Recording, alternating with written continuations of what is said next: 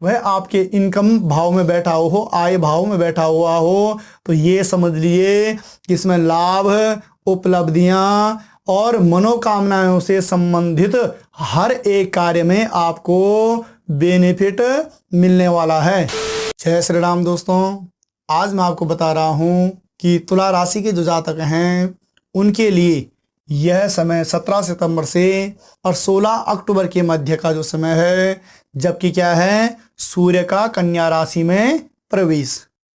तो दोस्तों इसके हिसाब से इनके लिए यह समय कैसे रहने वाला है। दोस्तों अगर आपकी तुला राशि है या तुला लगन से भी आप देख सकते हो, तुला लगन से या तुला राशि आपकी अगर है तो ये मान लीजिए कि आपको यह किस तरीके से यह एक महीना पूरा 17 सितंबर से और 16 अक्टूबर के मध्य का जो समय है यह किस तरीके से फलित होने वाला है।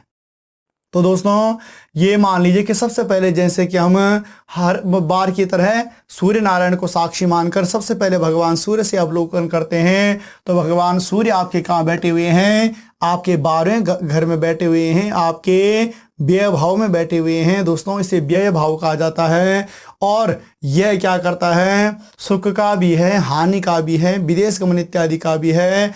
और अस्पताल इत्यादि में कई बार आदमी को कोई लंबी बीमारी इत्यादि लग जाती है तो उसमें अस्पताल इत्यादि का भी भाव है और बाएं नेत्र से संबंधित भी यह भाव है। तो दोस्तों ओवरऑल हम अगर देखें तो भगवान सूर्य नारायण के हिसाब से यह समय आपका कैसे रहने वाला है, जबकि क्या है कि सिंह राशि के स्वामी है भगवान सूर्य नारायण। और सिंह राशि यानी जो आय भाव है, आय भाव के मालिक जो हैं वह कहाँ बैठे हुए हैं, व्यय भाव में बैठे हुए हैं।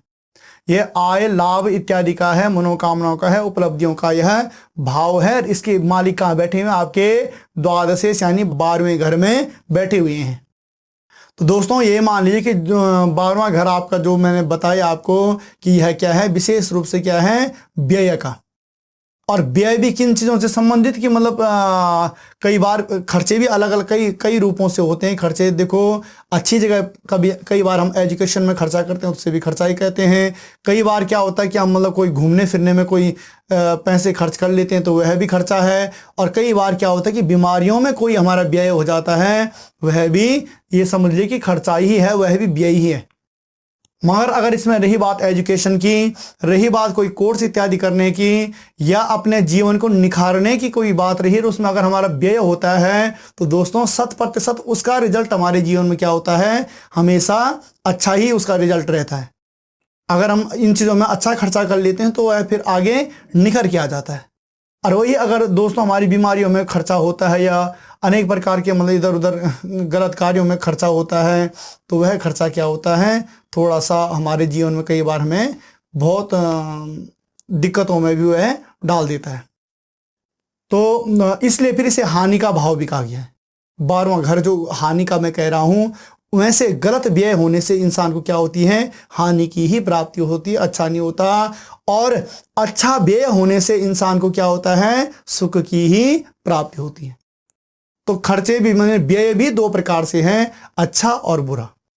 यानी जो गलत कार्यों में जो हमारा खर्चा होता है उससे क्या होता है, हमेशा हानि होती है। और जो अच्छे कार्यों में जो खर्चा होता है उससे हमेशा हमें क्या होता है, सुख की प्राप्ति होती है। और 12वां घर किसका भी है, विदेश गमन का भी है।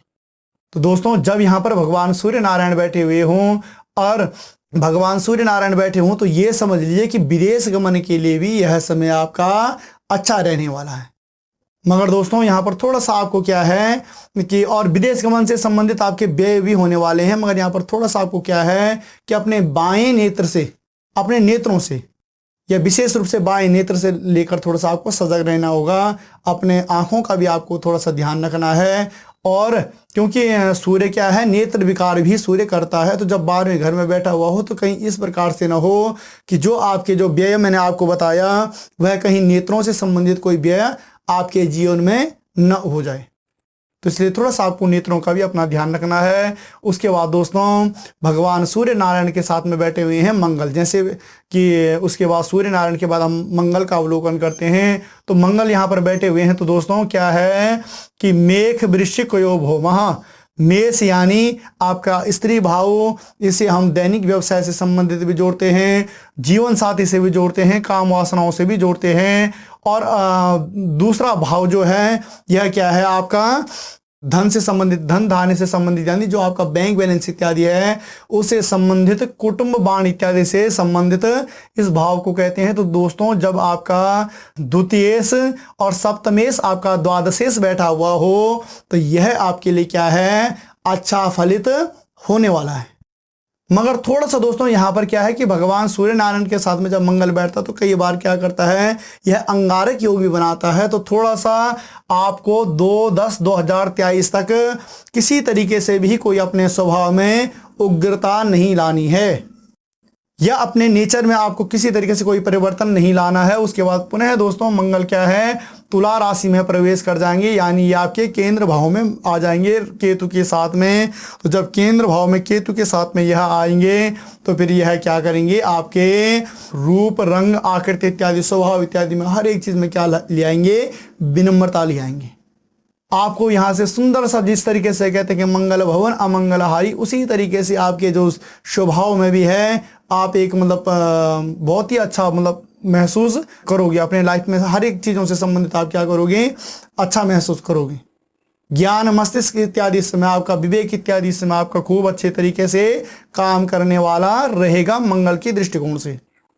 उसके बाद दोस्तों पुनः हम आ जाते हैं बुध में। तो बुध आपके कहाँ बैठे हुए हैं, आय घर में बैठे हुए हैं, और मिथुन यानी आपके भाग्येश और व्ययेश, बुध क्या है आपके भाग्येश और व्ययेश के मालिक हैं, वह बैठे हुए हैं आपके आय घर में। तो दोस्तों आय घर में जब बुध बैठे हुए हों तो ये समझ लीजिए कि थोड़ा सा यह क्या करेगा, आपके मतलब इनकम से संबंधित स्रोत भी कुछ बढ़ाएगा। मगर दोस्तों यह क्या है कि 30/9/2023 के बाद पुनः यह क्या कहाँ आ जाएंगे, कन्या राशि में, यानी भगवान सूर्य नारायण के साथ में आ जाएंगे। सूर्य नारायण के साथ में जब इनकी युक्ति बनेगी तो यह बहुत ही अच्छी युक्ति बनने वाली है।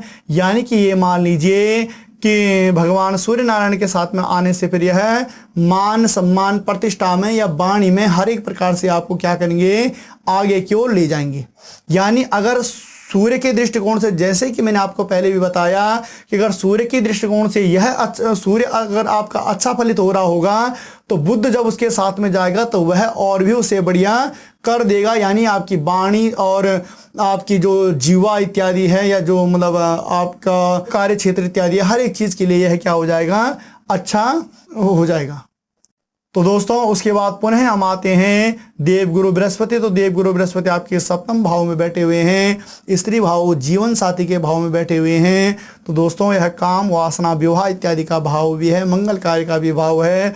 तो ये समझ लीजिए कि सप्तम भाव में जब बृहस्पति बैठा हुआ हो तो दोस्तों वैसे तो गृहस्थ के लिए बृहस्पति उतना अच्छा नहीं माना जाता। गृहस्थ में कई बार यह क्या करता है, बहुत सारी रुकावटें ले आता है। मगर फिर भी अगर इसको गोचर के दृष्टिकोण से देखें तो गोचर के दृष्टिकोण से ये मान लीजिए कि यह क्या करेगा कि दैनिक व्यवसाय में, या मतलब आपका जो मतलब दैनिक व्यवसाय में या स्त्री के साथ में जो भी आपकी मतलब इस समय सारी चीज़ें रहेंगी, मतलब साझेदारी इत्यादि रहेगी, या किसी तरीके से मतलब प्रेम प्रसंग से संबंधित मान लीजिए, यह सारी चीज़ें यहाँ पर अच्छी रहने वाली हैं। उसके बाद दोस्तों पुनः हम आते हैं शुक्र में। तो शुक्र आपके कहाँ बैठे हुए हैं, दैत्य गुरु शुक्र आपके कहाँ बैठे हुए हैं, आपके पिता के घर में बैठे हुए हैं। यह राज्य, कर्म, कारोबार का क्षेत्र है, प्रभुता का क्षेत्र है, और मान, सम्मान, प्रतिष्ठा, अधिकार और राजयोग का भाव हम इसको कहते हैं। और शुक्रा वृख तुलाधिपा, दोस्तों वृख और तुला का स्वामी, यानी आपके केंद्र भाव और आपके अष्टम भाव का मालिक कहाँ बैठा हुआ है, आपके पिता के घर में बैठा हुआ है। तो समझ लीजिए कि शुक्र से संबंधित भी यह आपके लिए बहुत ही अच्छा फलित होने वाला है। यानी तुला राशि के जो जातक हैं, शुक्रा वृख तुलाधिपा, जब आपके राशि का जो स्वामी है यानी तुला का स्वामी आपके पिता के घर में बैठा हुआ हो तो ये मान लीजिए कि इस समय अगर पैतृक संपदा का हम बोलें तो इससे संबंधित आपको क्या है, अच्छा बेनिफिट होने वाला है। यानी कि यह आपका राजयोग के समान यह समय आपका रहने वाला है। कारोबार इत्यादि में हर एक जगह से आपका क्या होगा, फलीभूत होने वाला है। अगर आप जॉब इत्यादि में हो तो वहाँ पर भी आपका प्रमोशन होने वाला है। और दोस्तों उसके बाद पुनः शुक्र क्या है, 30/9/2023 तक आप यह कर्क राशि में रहेंगे। उसके बाद पुनः सिंह राशि में प्रवेश कर जाएंगे, यानी कि उसके बाद आपके आय भाव में।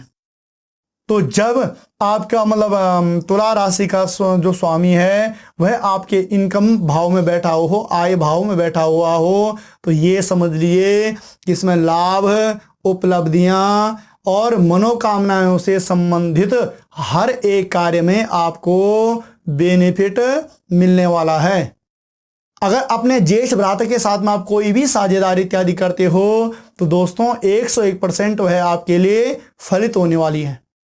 तो शुक्र के दृष्टिकोण से, क्योंकि पिता के घर का शुक्र भी अच्छा होता है और उसके बाद आय यानी इनकम भाव में तो कोई भी ग्रह अच्छा होता है, कोई भी ग्रह इसमें बैठ जाए, चंद्रमा को छोड़कर एक दो जगह चंद्रमा थोड़ा यहाँ पर अच्छा फलित नहीं होता, बाकी चंद्रमा भी यहाँ पर अच्छा फलित होता है।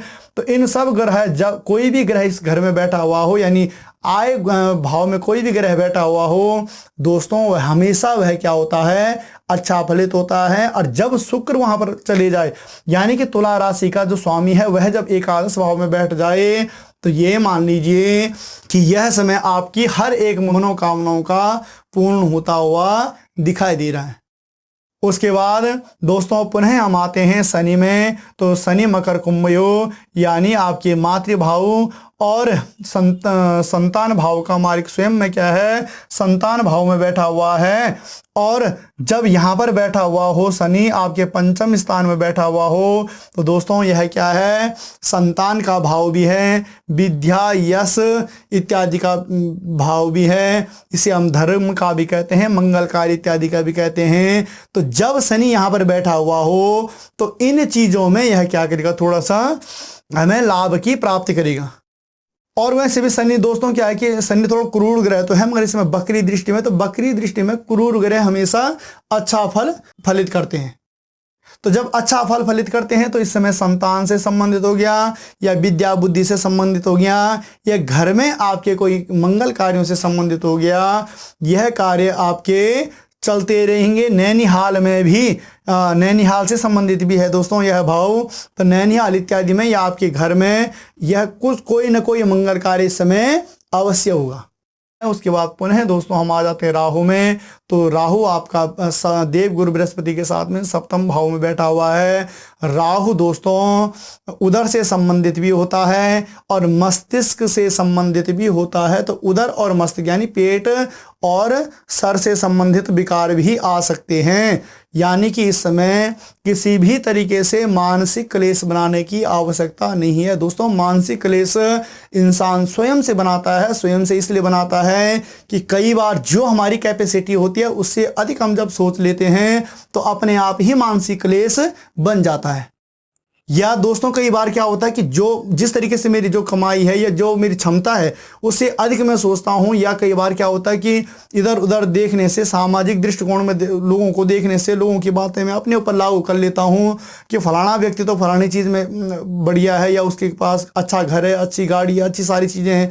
तो यह मानसिक क्लेश अवश्य बना सकता है। जब स्त्री भाव में बैठा हुआ हो तो इस समय ये मान लीजिए कि थोड़ा सा मतलब इन चीज़ों से संबंधित भी यह क्या कर सकता है, मानसिक क्लेश बना सकता है। तो इस समय दोस्तों आपको सिर्फ और सिर्फ किस चीज से बचना है, एक तो बाहर के खान पान से बचना है, क्योंकि उदर से संबंधित, पेट से संबंधित कोई भी विकार आपके जीवन में ला सकता है। तो इसलिए आपको थोड़ा सा, जितना आप सादा भोजन करोगे उतने आपके विचारों में भी शुद्धता आएगी, और आपका जो यह समय है इसमें भी किसी प्रकार से कोई, जिस तरीके से मैंने बताया कि थोड़ा सा पेट से संबंधित कोई विकार ला सकता है, वह विकार भी नहीं आएगा, और यह आपको फिर अच्छा फल भी फलित करेगा। मांस मदिरे का इत्यादि अगर दोस्तों आप सेवन करते हो तो इस समय थोड़ा सा आपको नहीं करना चाहिए, और अगर आप ऐसा करते हो तो 100% राहु भी आपको अच्छे फल में, यानी राहु का मैंने कई बार आप लोगों को बताया कि राहु कई बार क्या होता है, गुरुतुल्य फल भी प्रदान करता है। यानी जितना अच्छा फल बृहस्पति करता है प्रदान, उसी प्रकार से राहु भी कई बार क्या करता है, गुरुतुल्य फल प्रदान करता है। मगर उसके लिए जो चीज़ें मैंने आपको बताई इनको अपने लाइफ में इस महीने आपने कम से कम फॉलो करना ही करना है। उसके बाद दोस्तों पुनः केतु आ जाते हैं। तो केतु आपके कहाँ बैठे हुए हैं? केंद्र भाव में बैठे हुए हैं। आकृति, रूप, ज्ञान इत्यादि का जैसे मैंने बताया। और तनु भाव भी इसे हम कहते हैं तनु, यानी पूरा शरीर ही मान लीजिए आप, ठीक है ना। तो दोस्तों ये है कि जब केतु यहाँ पर बैठे हुए हों तो थोड़ा सा मतलब क्या है कि राहु और केतु दोनों क्या है, परस्पर मित्र ग्रह भी हैं। और मतलब ये मान लीजिए कि थोड़ा सा एक दूसरे का जब सपोर्ट करेंगे तो इन चीज़ों में थोड़ा सा कुछ बढ़ोतरी हो सकती है। मगर उसके बाद जब केतु के साथ में मंगल की युक्ति होने वाली है, तो मंगल की युक्ति के कारण थोड़ा सा इसमें क्या होगा, कुछ थोड़ा सा ये चीज़ें कम होंगी। तो आपको थोड़ा सा इसमें क्या करना है, अपना मानसिक क्लेश नहीं बढ़ाना, एक। और नंबर दूसरा, उदर विकार जो मैंने आपको बताया है, तो इसके लिए किसी तरीके से बाहर का खान पान कोई आपको गलत रूप में नहीं करना। दोस्तों अगर आप ऐसा करते हो तो ओवरऑल ये मान लीजिए कि तुला राशि के जो जातक हैं उनके लिए यह समय बहुत अच्छा फलित होने वाला है, उनको अच्छा फल इसमें प्रदान होने वाला है। तो दोस्तों आपको हमारे यह वीडियो कैसे लगा, आपको इसे लाइक भी करना है, शेयर भी करना है। और अगर अभी तक आपने हमारा ये है चैनल सब्सक्राइब नहीं किया तो आपको दोस्तों सब्सक्राइब भी करना है, कमेंट अवश्य करना है। दोस्तों मिलते हैं पुनः एक नए वीडियो में, तब तक के लिए जय श्री राम।